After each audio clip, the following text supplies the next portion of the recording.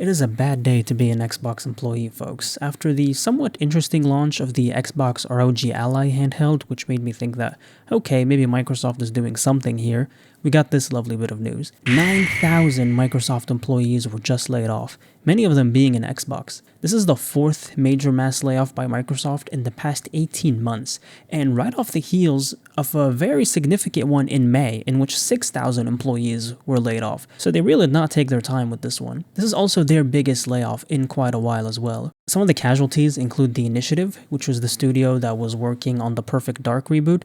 They've been completely closed down, and that reboot has been cancelled.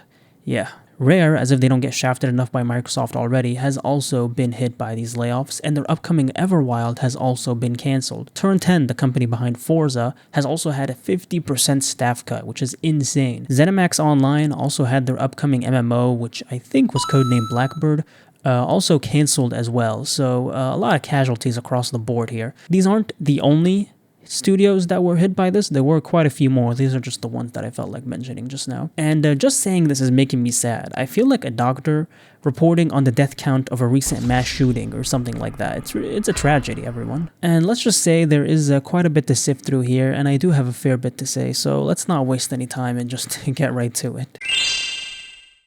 Xbox CEO Phil Spencer, famous for lines like "I've made some of the worst game choice decisions," has also released a memo to the laid-off employees that's been leaked online, and as you can expect, it's a pretty bad look. Basically, he talks about how the reason behind the layoffs is to position Microsoft Gaming for enduring success and allow us to focus on strategic growth areas.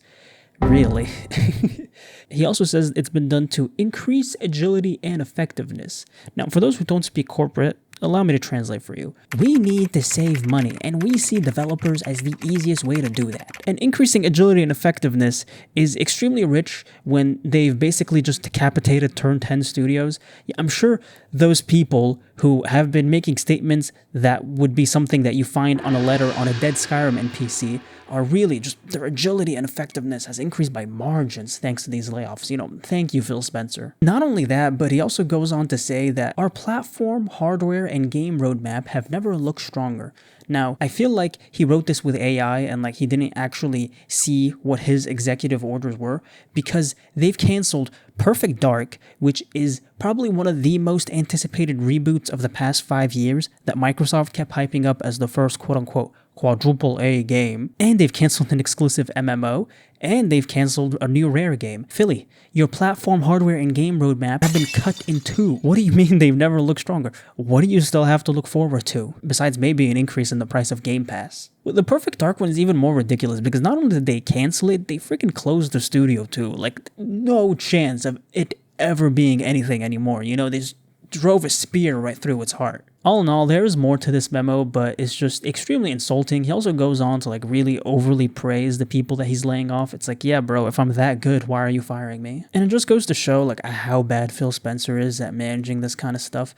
I mean, you know what, to be fair, maybe he's just trying to live up to his quote. This is also particularly bad for Xbox because they've kind of been struggling with compelling exclusives recently on the Xbox Series X. I remember when Starfield was treated like it was going to be something that's going to be like, oh, this is the Series X seller, and then it flopped horribly. It also calls into question the Microsoft sort of semi-recent acquisition of studios like Activision and Bethesda. They've been growing their gaming space with such huge companies. These are not, minor indie studios. These are gigantic corporations that they've just been acquiring and acquiring and acquiring. And now what? They realize they have an extremely bloated structure, and now who's going to pay for it? The devs, of course, because the first person who pays the price for an executive's mistake is the smallest employee. That's just the game industry for you right now, man. One of the things that concerns me about all this is the blatant disrespect to developers that's being increasingly normalized. As I said in the memo, Phil Spencer sort of showers the people that he's laying off with praise, which is extremely disingenuous. It's like if I owned a donut shop and I went to the guy who bakes the donuts, and I tell him, you know what, yeah, you're great. Get the hell out of here. And if you think Phil Spencer is the only one guilty of this, you're wrong. An Xbox executive named Matt Turnbull dropped an insanely just beautiful LinkedIn post that I will go ahead and read some of the highlights to you over here. These are really challenging times, and if you're navigating a layoff or even quietly preparing for one, you're not alone and don't have to go it alone. I've been experimenting with a way to use tools like ChatGPT or Copilot to help reduce emotional and cognitive load that comes with job loss. Here are some prompt ideas and use cases that might help you. Career planning prompts, resume and LinkedIn help, networking and outreach, and best of all, emotional clarity and confidence. Can you help me reframe this experience in a way that reminds me what I'm good at? Oh my lord. This is the most tone-deaf thing I've ever seen in my life. Like, this guy is not real. This post has recently been deleted, okay? But it also goes to show, like, the huge disconnect between the actual developers, the people who are working, and the executives who are like, yeah, just use AI to help you figure it out. Preferably our proprietary AI. Making this just a tad worse is the fact that Microsoft and Xbox have invited developers to a roundtable on AI tools for game development at Gamescom 2025.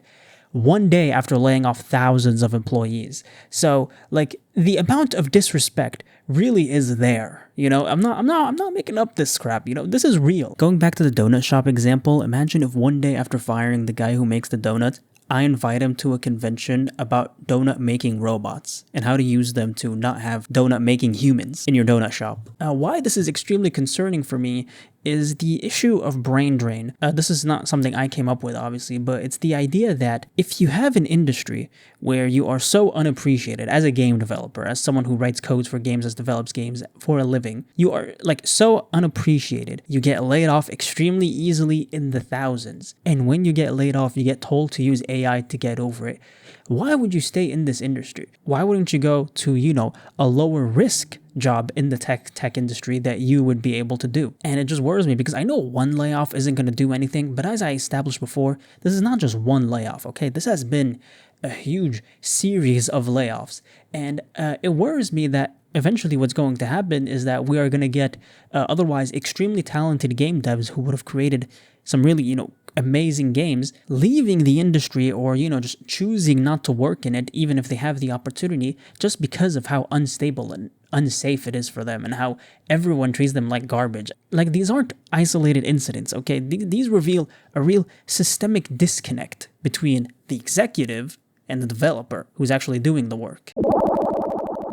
If you watched the video up until this point, you might think that this situation is pretty weird, and you'd be right. From the memo by Phil Spencer, which gives a completely asinine reason as to why these layoffs were necessary, rest in peace Perfect Dark, to the Microsoft executive team pushing AI upon their employees/ex-employees, you might think that there's something in the water at Microsoft in general. Basically, since Phil Spencer didn't feel like giving a clear reason, I'm going to go ahead and do that for my wonderful audience. I think, and many other people think, that the reason behind these layoffs is Microsoft is looking to invest more and more into AI and less into people. And I have some proof to back this up, okay? Microsoft, in just this fiscal year, has spent $80 billion on AI, from infrastructure to whatever other things they need for it. This is in conjunction with the layoffs, by the way, that have been happening. And this isn't the first year that they spend so much money on AI, okay? They've been spending tens of billions for at least a couple of years now on this. Not only that, the CEO of Microsoft, Satya Nadella, has said that 20 to 30% of the code in their repos today is from AI. Not only that, he said that Python code that's generated by their AI has been quote-unquote excellent. So there really is sort of a shift going on right now at Microsoft where they want to prioritize AI more than anything else. They really want to invest into it.